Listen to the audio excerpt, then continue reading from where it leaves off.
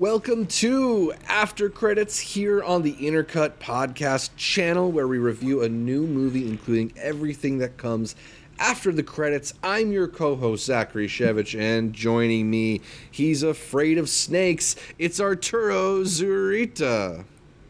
And de-aging. That's the scariest one that they've had in this round.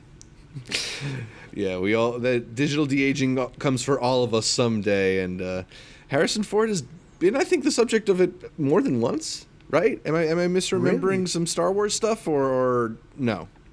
Nah, he just looks slick. That was the Force. That was the Force, man. Yeah. All right, so we also brought on somebody who needs no digital de-aging, our buddy from Movie Files. It's Elliott. What's going on, man? Are you excited to talk some Indiana Jones?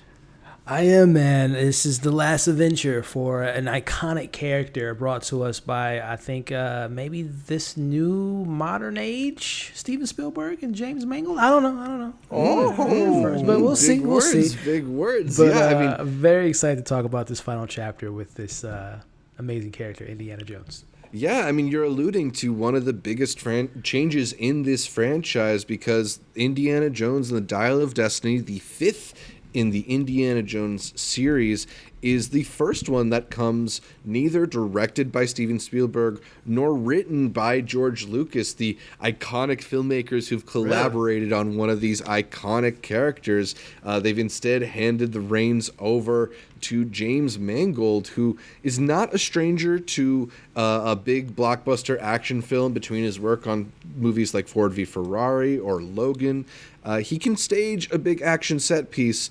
Although, Indiana Jones and the Dial of Destiny also contends with Harrison Ford at its center, the 70-something-year-old actor when he was filming this, I think, 80-year-old actor now, who does get a bit of a digital facelift for the film, at least at the onset of it, is leading another one of these films. They haven't handed the reins over to Mutt Williams or Chris Pratt yet.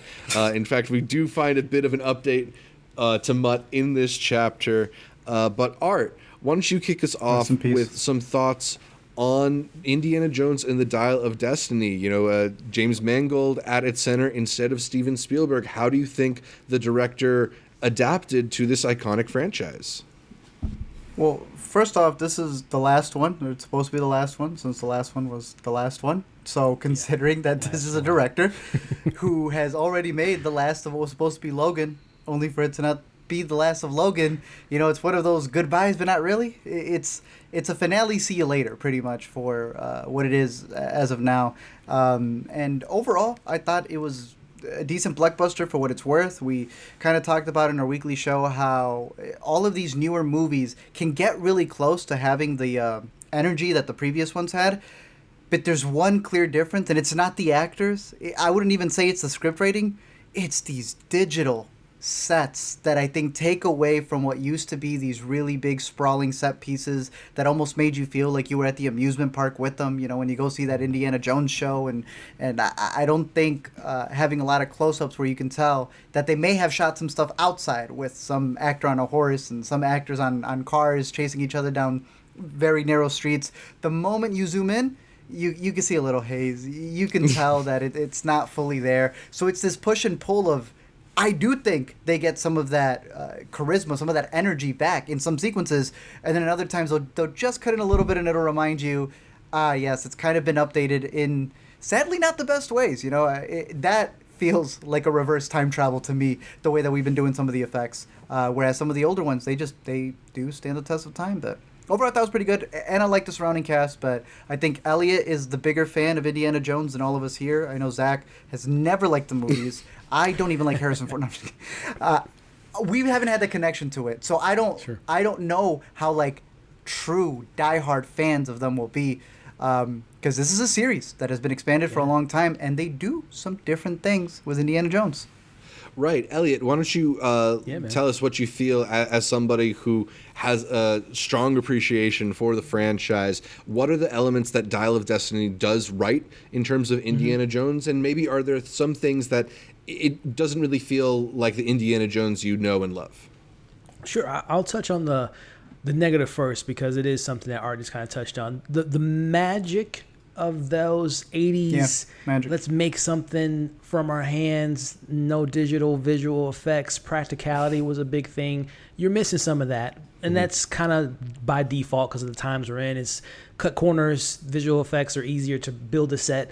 So I kind of understood that. And that was something that I did lack from the film, was like that pure magic going on an adventure with Indy and the crew. But the thing that I think James Mangold was able to capture, and especially being a fan of just the character, is not ignoring the elephant in the room. That not only is the actor in their late 70s, now in their 80s, but the character is now in their approach. I believe Indy's like 60, 65 in this film. Yeah. And they don't ignore that. And I love that they play into the idea that Indy isn't the old Indy. He can't punch a bunch of people and get out of a situation, or use his whip to get from one area to the next. He has to use his surroundings. He has to use his smarts. He has to use the wisdom that he's gained over the years. So I love that James Mangold, this is probably, if I'm being honest, the most, besides The Last Crusade, this one is the most character-driven Indiana Jones film, because we are kind of diving into the idea of what is it about, Junior, as his dad will call him in The Last Crusade. What is it about him that he loves and he's so enamored with history? And he's now becoming history in 1969 with the race, the space race and all that. So how is a man that's been so involved in capturing the Temple of Doom or capturing the Raiders Ark, how does someone look at the time that he's in? He's kind of an old capsule. So I love how Mangold kind of tackled the man, the person, how he's always trying to be in history because he can't face the realities that he's in today. So I love that they didn't ignore the fact that Indiana Jones isn't your hero from the past, but he's a new hero for a new age in this film. And I thought Harrison Ford, who I think right now is just diving into another side of his career that is very intriguing to me, whether it's this or Shrinking. I really enjoyed his performance in this film a lot. But more importantly, like I said, James Mangold did a pretty impressive job. It was lacking on the adventure side of it, but the character stuff is really what shined through with this one for me. Yeah, and like what you're talking about, like Harrison Ford is such a charismatic screen presence that even though I feel like he's definitely lost a lot of the physicality, particularly like any time you need him to move I'd quickly. look like 70-year-old. I mean, yeah, he's Ford, very I'd impressive. take that. He's very impressive for his age, but compared to like your average action star, he's moving a little bit more slowly. And the cuts compensate for it here and there, but you can tell he's not exactly moving super quick to escape the people chasing him down. The 4 cuts to get on a horse. But for whatever he is now lacking in the physicality that he once brought to the role, like there is a kind of pathos that I feel like has been earned over the course of all these films, that when there's sort of like a kind of swan song moment towards the end of the film that we'll talk about in more detail later, like he's believable in that kind of, and like looking back at his life kind of way. And it adds a melancholic quality to a lot of this that I don't know if you would ascribe to a lot of the Indiana Jones movies, but yeah, for what Harrison Ford lacks in some ways, he brings some new qualities to this most recent one. Although the complication of having an older Harrison Ford does bring up a different dilemma that I know Art and I have picked some gripes with before, because the movie opens up not in, I guess, like Indiana Jones present day of the post the moon landing, but in 1944, which requires a bit of digital de-aging. And I feel like, it's not perfect, but it looks not terrible for the most part, as long as it's not moving too much. But what you can't match is the voice. And when you see what looks like a 30-something or maybe 40-something-year-old looking Harrison Ford, and he's talking kind of gruff like that, it just is it's a bit goofy. But Art, like, you were even less convinced by the visual of it than me. I do not care for it at all. It looks like the best graphics in a cutscene, but that's like the most I can give it. We just know. When you are cutting between de-aging somebody and then a real actor, like, you're going to tell the difference. That's all I'm saying. There's something that's almost like too blemish-free in the digital de-aged faces, right? Yeah, it's like clear but fuzzy still to some degree. I do agree with you. If he's, sunken in the shadows facing the other way, yeah, it looks great. But for the most part, no, I'd rather them do what they were able to do with the character of Helena when it came to flashbacks, and that's just cast somebody younger. It's also sequences where I personally I feel they're kind of just adding these sequences to be able to flex the de-aging. You know, sometimes Right. I wonder how many of these movies, because they're franchises, are things where they will have the ability to invest the money in because they will have box office returns for them. You know, I think of The Lion King, how they were, you know, extending a lot of things there in order to test new visuals. The Good Dinosaur, one of Zach's favorites, was a movie that was really just practicing with water in terms of animation. So I don't see the de-aging being as pivotal for an opening, other than it, you know, kind of being the way Marvel has used it for their intros as well. For me. Yeah, I mean, I feel like there's definitely like a nostalgic element. I mean, this franchise, I mean, at least the reason to return to this franchise for yet another sequel is largely banking on people's nostalgia for how it was, how it felt, how they felt, and just to get that glimpse of like, oh, that's the Harrison Ford I remember and that I fell in love with on the big screen. For some people, I feel like that there's some appeal in that, but yeah, I mean, to me, it doesn't really do that for me. I just feel the like zombification of it, you know. It's Irishman when he was kicking, and you could tell that he wasn't the same age. I wasn't thinking back to Raging Bull. Yeah, I've always been confused about the handling of de-aging versus deep fake, and it seems like deep fake to me just seems to work out a little bit better. I think, you know, The Mandalorian with the Luke Skywalker and things of that nature.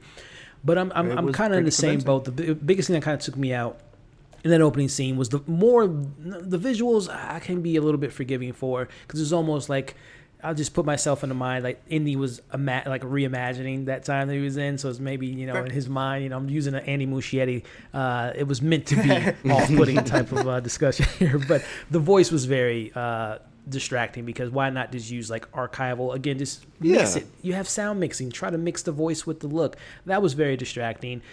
The idea of going back to Indy at this younger age, the one pushback about recasting, I think it would have created a debate of like, oh, just use this actor to continue the torch, or maybe this is he didn't capture, you know, I think of Han Solo, of who they hired to do him. It's like, he's not the real Indy. So I think that was the biggest pushback there. But I would have been okay with one of my favorite openings in this entire franchise is The Last Crusade, when we get a younger Indy, when he was played by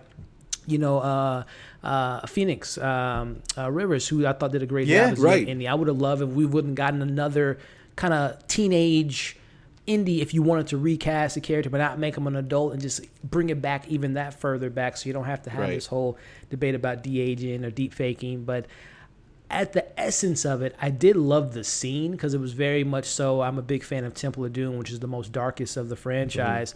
It felt dark. It felt kind of dire. And then, you know, we were dealing with Nazis, which is just a very common trope within this franchise. But I liked the scene and what Indy was doing, and him with Toby Jones trying to get the artifact.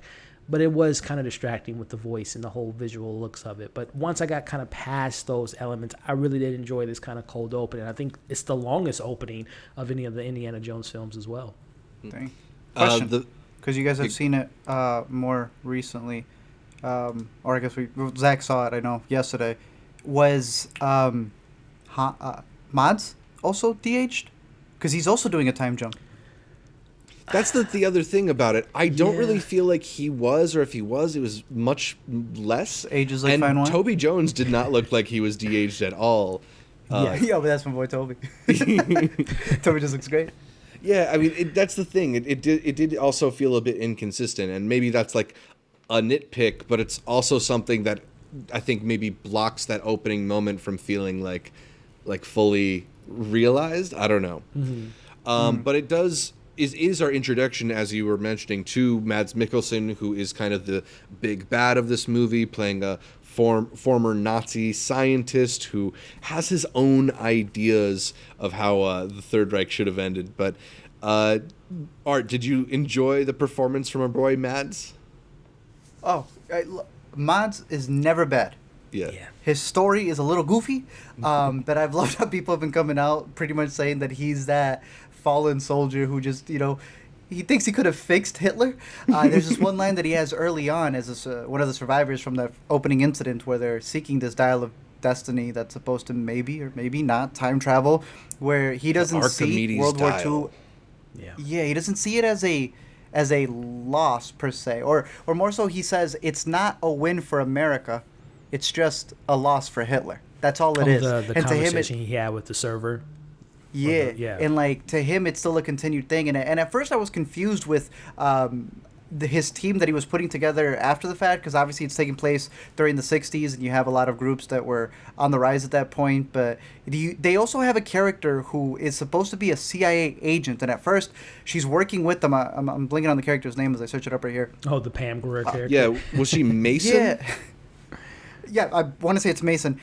Yeah. I was a little confused as like, how are you that deep with them, but you haven't really discovered who they are? How are you getting duped in this way? But they're really just trying to use their science to help America get to the moon, because they're trying to beat them, not in space travel, but in time travel. Yeah, it's a little it's interesting. convoluted of like an introduction to that, but they also, and maybe we're like delving a little bit into spoiler territory here. They like kind of quickly wean things down a little to like. I used the dial of destiny to go back. It's just the Nazis left. Don't worry about it. Yeah. They gave me one at the screening as well. I don't think it's fully like the Dial of Destiny, but it's supposed to take you back. I wish I hated the movie, because then I would have said, "Oh, I wish I got my time back." But it's decent. It's decent enough. It's decent, just like this little gift that they gave us. But I'm a big time travel fanatic. Same. Look, they could have done some crazy stuff. I think they keep it tame. But yeah. Once we get to spoilers, I'll have more to say to that. But I think it's a very interesting premise in terms of, as Elliott put it, which I thought was a perfect way, of it's almost his past and the past movies and those villains coming back once again, which, can have even bigger ripple effects and not even metaphors, just straight up allusions to today. So. Do you enjoy returning to the Nazi well? Is that just like tradition of the franchise for this, Elliott? Yeah, it is a very much so, from the Raiders and of course going into the Last Crusade, and of course the Kingdom of the Crystal Skull, which we will not mention. But yeah, no, I did enjoy Mads. He's fantastic. I will say, as far as characteristics, I wish they would have leaned more into his ideologies, especially that conversations you mentioned when he was in the hotel. It's like, oh, this is a guy who understands the flaws and the person that they've been, standing behind for all those years with Hitler, but he also has this kind of his own idea of how he can shape and reshape history of his sort. So I wish they would have leaned a little bit more heavier into the Max character, because villain-wise, in the Indiana Jones films, villains have memorable moments, but none of them have as much depth as obviously Indy. Yeah. But I thought Mads had a little bit more than your typical villain, as well as his henchman, Boyd Holbrook, who works with Mr. Mangold with Logan. They seem to have a good working relationship. Sir. But Mads was an example, but also Boyd, where I feel like the script didn't give them a ton to work with, but they gave me more in their roles than what you might have typically see from henchmen and their and the person they're following. So I would give them kudos to giving me more in the role than what the story would have gave them or the script would have gave them. I do kind of like, we've seen movie Nazis a lot. But I don't think we've seen a lot of people who are like, respect to Hitler, but I could have been more evil. Like that's a unique position to take for sure. It doesn't end up getting like maybe a lot more screen time than to kind of do that. And I kind of liked that it eventually ends up in this interesting place where Indy kind of questions him too. But yeah, I mean, not the most memorable villain, but I think there's some interesting layers to it as well. Other new additions to the cast include Phoebe Waller-Bridge as Helena Shaw, Jones's goddaughter. Elliott, what did you think about Helena and also just Phoebe's presence in the role? I'm a Phoebe fan, so Same. I'll just say that. She's once in a generational. Yeah, man. Killing Eve, Fleabag. She's just great, man. Having her hands in writing the latest James Bond. I think she is a talented individual, and I really enjoyed her presence in this film. Like, this is the last time I'll mention Kingdom of the Crystal Skull. That movie has indie moments, but it feels like one of those situations where you think you see someone you know from a far distance and you're trying to get their attention, but they just turn around and you're like, oh, you're not who I thought you were. And that's how I feel about Kingdom of the Crystal Skull. Like, no one fit within that world to me, even indie at times. But the thing about this film, I feel like all the characters, including Phoebe as Helena, they fit in the world. They feel like they feel perfectly in this Indiana Jones franchise and all the characters we've come to love. And the thing I love about her character, I love Miriam, obviously Indy's first love. I love Willie from Temple of Doom, and even Elena from the Last Crusade. But she has her own agency. She is able to handle her own. She's not a damsel in distress. She can. She's just as capable in some sense as far as figuring things out due to who her father was with Toby Jones' character. So I really enjoyed her character, and I love the banter she has with Indy. It reminds me very much so of, again, the kind of the Last Crusade with Sean Connery and his son, and just the natural charisma and chemistry they had. I felt the same way about Mr. Harrison Ford and collaborating with Phoebe. Like, they just really worked well on screen, and you felt as though, even though you couldn't trust her at some points in the film, you knew that she cared for Indy. And the same with Indy, with him being her granddad, and their back and forth, and kind of the tension they've had over the years. And looking at Indy and not giving too much away, but he lost something pretty special to him, which ties into the last film. And it's almost like she was almost a pseudo replacement of her sorts, like a daughter, from what he lost. And I think that he kind of saw that as a redo or a rehash. Again, this is all about fixing the past. I think he kind of used Elena as someone that he can kind of fix the past and kind of right his wrongs for not being there for the person he lost, and not doing the same thing with his granddaughter. So I really like their chemistry a lot. Yeah, granddaughter or goddaughter? Goddaughter. Yeah. Okay, I want to make sure. Yeah, I mean, I think that they play pretty well off of one another. I think for me, one of the things that I rubbed up against with Helena is I found the depiction of her as like interested in history versus like self-interested in making profit to kind of like be wavering throughout the film in a way that didn't. I had a little bit of a hard time pinning down at least like what we're supposed to make of her, or what even Indiana makes of her in a lot of it. And it also just ends up putting Indiana in more of like a fatherly role than I guess we are used to him being in, even maybe more curmudgeonly than he normally is. But she is really charming. I enjoy her presence on screen, even if she runs about as slowly as Harrison does in a lot of these scenes. Were you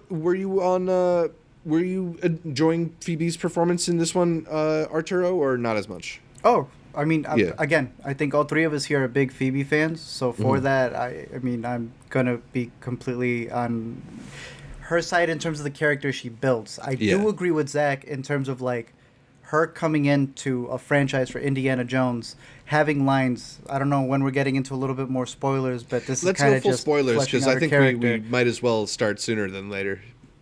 As someone who enjoys the work that she's done, and Elliott has brought up, she's come in and she's done rewrites for 007. I want to say it's the writer from Malignant and the most recent Megan, who was talking about how there's like 3 writers, female writers, who do this thing called a female pass to a bunch of scripts, and that's like the bread and butter of their writing.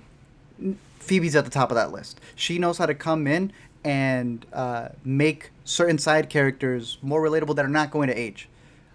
At the same time, there is almost like this push and pull of what she's also done in 007. Another 007 maybe taking the role, but not really. We'll see how that works out. Mm-hmm. Another Indiana Jones granddaughter goddaughter maybe kind of taking it, maybe not. There's a multitude of lines where she's talking about the mark. It's this feeling of choice where someone thinks they're in charge, but they're not really in charge. Yeah. There's other lines where she's talking to Teddy going, Teddy, come on. I'm still in charge. Come on, be for real. And a multitude of those lines sometimes feel like it's this push and pull, like Zach was saying, of who's trying to take charge of the movie. And with a movie called Indiana Jones, there is kind of... We kind of talked about this in the weekly show, where if you're on your 5th movie, 30 plus years in, you have your Luke Skywalkers, you have the Batman character also as well, where they're going to play almost a back seat to the younger cast, the younger characters who are going to come in, and many people don't want to see that. So I'm okay with it from that perspective of like, well, yeah, I can't think of any older person other than like Maverick, who is going to be the one who gets the job done, minus anybody else who's going to get in the way.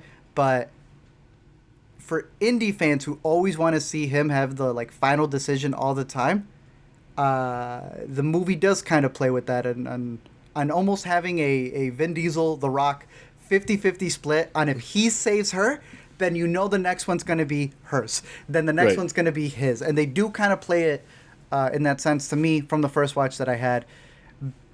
But I'm also a Phoebe fan, and there are a lot of moments where the quips between her and Harrison Ford, they just work. Yeah. So, yeah. Definitely. Let's talk a little bit more about the plot of the film. As we were alluding to, there's the Archimedes dial that Mads Mikkelsen's character is trying to assemble in order to travel back in time. All these Indiana Jones films, while they're firmly action adventures, you do get these like sprinkles of sci-fi thrown in there. Elliott, you mentioned you like time travel. Did you like this aspect of it, and did you like where it ended up, and does it feel in line with what you expect from an Indiana Jones movie? Thematically, yes, because it is, again, the whole chasing your past, fixing your wrongs. That plays into the idea, literally going back in time and fixing things for our villain, but also Indy kind of going back to a time where he was in his prime, as the films have shown back in the 30s and whatnot. So thematically, yes, it plays into what we're getting with the film. As far as where we go back in time with kind of the Roman times and, the Greek mythology that they were trying to, play into, going back into this kind of father paradox of, I made the machine and I can see it actually work. I don't know if all that execution worked for me. I think the emotional journey we go on with Indy of him trying to just let me stay here, let me die in the past, and again, going back and forth with how the screen time was shared between him and his granddaughter. But I like that the future pulled him back into his reality, into his present day, and she was kind of the driving force, the spark that kind of brought him back out of retirement. So the time, again, all the themes worked for me with the time travel. I just don't know execution wise. Because the one thing about Indiana Jones, as you just kind of mentioned, Zach, they pretty much stay grounded in reality. But once we see the artifact getting into the wrong hands, every film has shown us, okay, what does the Ark look like? And we see all the souls and the disintegrating right in front of Indy, Temple of Doom, hearts being ripped out, Last Crusade, Blood of Christ, and of course aliens. We've always seen that. So, and I've always loved that about Indiana Jones. It's like, we're so grounded, but we're going to take these big swings. Right. And I don't know if the big swing worked for me in this one, as far as like the execution of it all, of the time travel. But again, I like where it went to the narrative of the film. How about you, Art? There's a point where he's sitting there, and I know it's like a big deal for him because he's Dr. Jones. He does this explanation at the beginning where he tells his class, he goes, I guess I'll repeat it to you. And then he really repeats it for the audience. When he sees like his idol, there was a certain moment before they time travel where he sees the body of it and there's a watch. And the two guys in front of me, I went to a press screening, so you all know how the press screenings are, right? You're already seeing them write their stuff. And they were so worried because they were venting about it still after the show that they thought it was going to be Indiana Jones inside the casket because it's technically his watch. I don't know if there's alternates to it. If they pulled some sort of Spider-Verse out there and there's multiple takes of it. I'm glad they did not go that way. Yeah. But there was one aspect of it where he's like really excited to have gone to his past, as Elliott has put it. And he's sitting there and he's looking at it and he's like in wonder, he's in awe, and he finds it so intriguing. And all I can think was, is that war far enough removed that if they would have gotten to World War II, would he be sitting there kind of looking at it going, wow, it's the spectacle of it all. It's almost like that push and pull of like, how far away is it that we don't know any of the descendants that you can sit there and it's like people are getting blown up into pieces. It's this mixture of goofiness, yet I guess also the awe of it. I did find it hilarious when Helena, Phoebe Waller-Bridge, is arguing with the mathematician. Yeah. I'm sorry. There is something funny about that. I'm gonna let you finish. Indy, we have to go home. Yeah. It's just it was so goofy. I liked it. Yeah, you know what? But I was enjoying it while I know people are gonna hate it though. Does that make sense? Like I can already see people just throwing a fit about Indy not being able to have the final say. Yeah, I feel like it's not going to be particularly well received. And when it first happened, I was kind of like, this is absurd. Like, even for Indiana Jones, this is absurd. But maybe it is something about Harrison Ford's performance. But that moment where he is just sort of taking it all in and, oh, this is the history that I studied. And now I'm here. Right. There's something like that earnestly got me there. I was more moved by that than I was all the other like fan servicey moments that came after it. I kind of bought into it by the end of that whole scene. And yeah, like you mentioned, that whole moment of Phoebe arguing with Archimedes, I thought was pretty hilarious. You know, It's funny hearing you say it too. Yeah, I mean, I don't know. But yeah, I agree. It is a moment that takes the control maybe a little out of Indiana Jones's hands, but I don't know. Sometimes that happens in these series, and I thought it was like an oddly tender moment. I'm fine with that. It's also like more than most of what happened in the rest of the movie. I thought it was like a bold choice that I didn't expect. Very much so. You know, and sometimes I can respect just like a bold choice like that. Yeah, and it's just too, just thinking of the character. In all the previous films, like, yeah, he's in awe, seeing an alien, seeing the blood of Christ, but it's not. It's like, we gotta go. This was the first time he actually savored in the moment, and again, he's at this point of his life where he can maybe appreciate something in the moment, in his past, or in the past in history, and how much he's obsessed with history. So it was a sense of like a character moment for Indy that we've never seen this side, that vulnerability, that wonder of this explorer who's always exploring things and never seems to be fully happy with the conclusion of what he found. So him being able to actually revel in this and have the moment to look back at things that he's studied for all these years was a very satisfying moment for the character, I think. Definitely. You know, Harrison Ford should be in a over 50 bracket of the best movie stars. Yeah, he's got to be one of our best movie stars, 50 or over. So. Easily. Elliott, you alluded to the fact that they sort of bring to a close the Mutt storyline in this film, but they also bring back Karen Allen in the final moments of this movie as sort of a nice little send-off, perhaps, to the franchise and the character. Do you like that moment? Was it too fan servicey, or was it just the right amount? No, I think it was a good closing of a particular chapter, because I know for 4 a lot of people weren't the biggest fans of Mudd and his involvement, but I think, you know, I'm not a big fan of like off-screen deaths, but I wasn't the biggest fan of that character, so I was fine that they weren't brought back. It does speak to Indy and losing his father, but also losing his son, and he's still here, and you know, he kind of has that, and then that was the emptiness. That was what got him off the path of being the hero that we all love, is him losing his son. And he has that really, and again, Harrison Ford does some really good dramatic moments when he's talking about, if I had the chance to go back in time, I would tell my son to not go to the war and lose his life in doing so. So I do like how they tied that very divisive character from 4 and kind of give a little bit of closure to the character. But Marion being brought in was a sweet moment, because they are just, from Raiders to seeing her return, even in the Kingdom of the Crystal Skull, it was nice to see her. But also, my favorite bringing back character was Sallah. I'm a big fan of Sallah. I love that character. He didn't want to come back for the 4th one because it was just going to be literally a cameo. So he came back in this one because they did give him a little bit more to do. So there is that fan servicey nostalgia, trope that they play in the film. But I think it worked narratively for the characters to have a bit of closure with his son, but also having that kind of rekindle of his love with Marion. I like how he showed up ready to join him too. Like he had his costume ready. He's ready to go. Been waiting for this for years. Right. Give him hell, Indy. Yeah, it's one of the best ones from the trailer too. Antonio Banderas also, I thought, did a pretty interesting job coming in here, because this is a movie where we had talked about in our weekly show as well.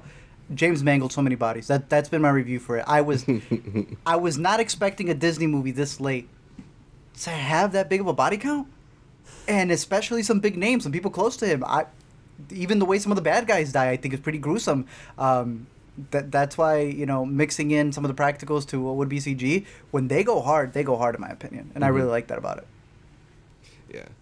Elliott, any other aspects we haven't touched on yet? We didn't mention Toby Jones, who I think is one of my favorite character actors, has a fun small role in the beginning of this. You shouted out Boyd Holbrook earlier. Anything else that we should touch on before we wrap this up?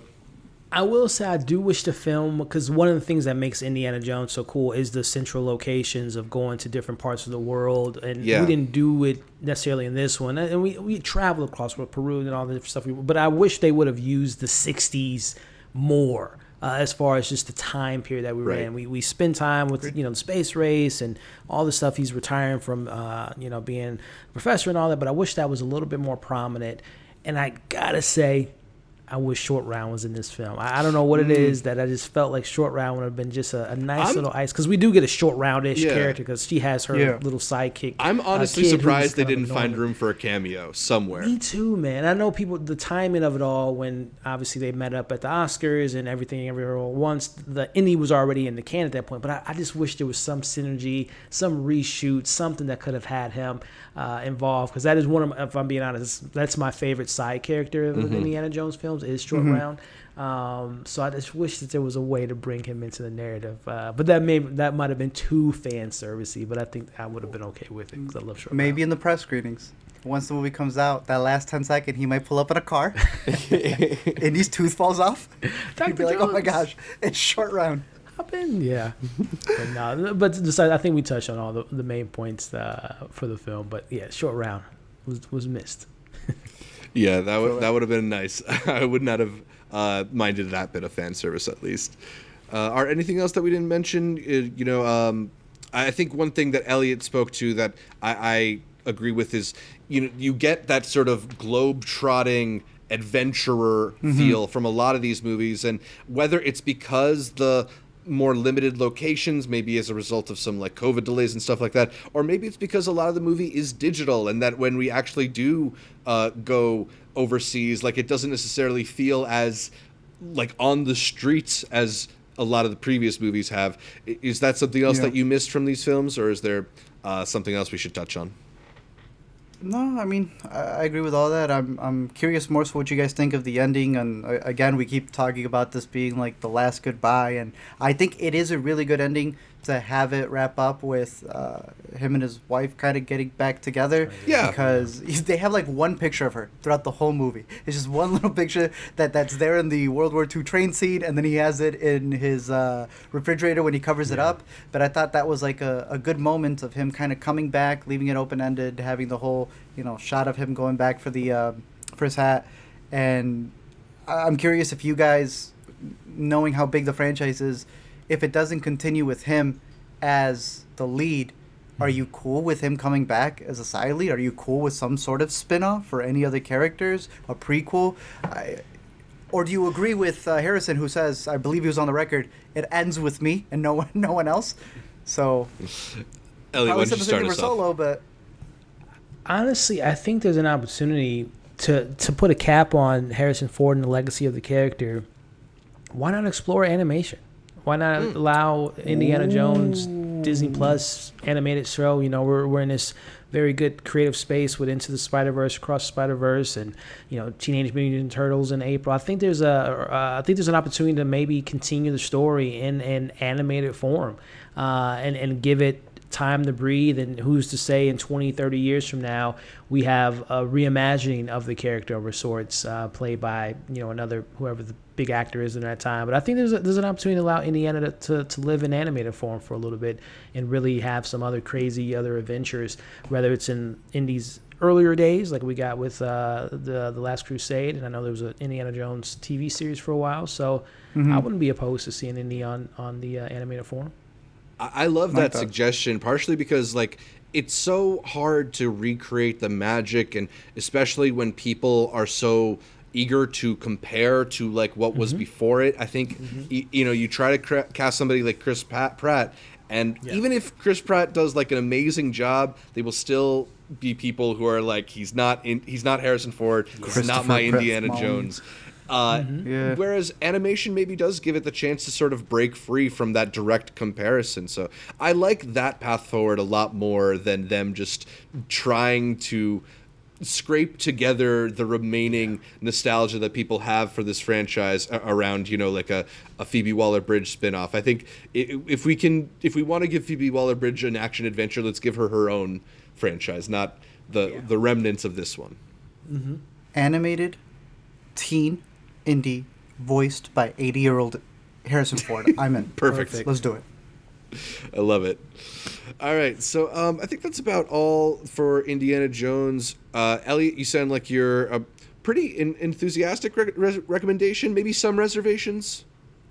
Yeah, I would say if you are a fan of the franchise, I think you will be able to find the sentiments and the endearing nature that James Mangold tried to put an emphasis on the character and properly have their goodbyes. So I think it's definitely something for the fans to see. I wouldn't necessarily say if this is your first time being introduced to the character that you have to run out to go see it, just because there is a lot of just history that might not appeal to someone that's new to the franchise. But the diehards and the people that really have come to love this character, I think it's definitely something to check out when it comes to theaters and enjoy it on the big screen. Because I will say, seeing it on the big screen too, because I've only seen the fourth one and now the fifth, and those are the only two I saw in theaters. I would have loved to have been, and watching the first three in theaters. So I would say Indiana Jones fans definitely go see this in the theaters.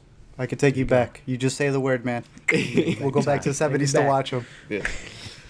I may be a little bit more of a mild recommendation. I feel like I could wait for it and streaming, partially just because there's so many big action adventures kind of either coming or that have been in theaters so far this summer, with stuff like Mission Impossible and Oppenheimer around the corner. I don't know. It just...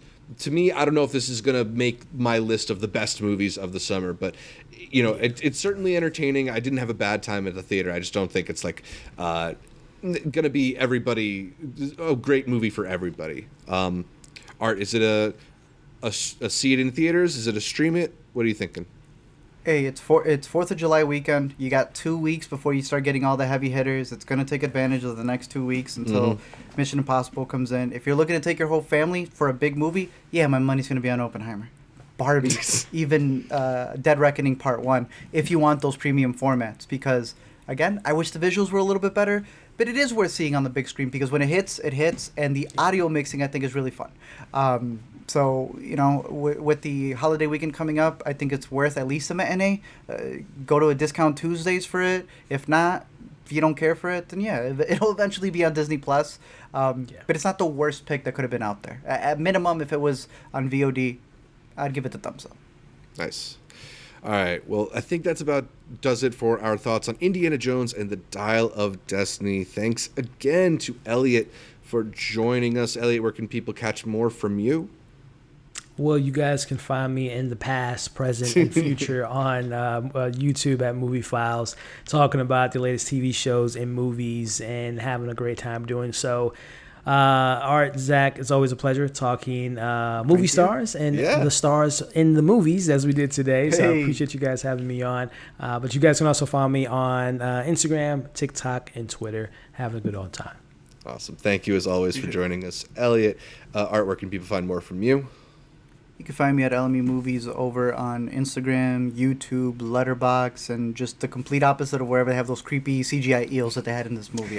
Those were worse than the snakes. You can find more from me at Zshevich on Twitter or Letterboxd, or at Multiplex Show on YouTube and TikTok. And find more from this podcast at Intercut Pod, whether it's the audio podcast on iTunes, Anchor, Spotify, whatever podcatcher you like, or our video feed on youtube.com. You can also follow the Intercut Pod on various social media platforms, Facebook, Instagram, Twitter. We got TikTok as well. And support our Patreon over at patreon.com/IntercutPod. Thanks again for tuning in. And until next time, if you want to be a good archaeologist, you got to get out of the library.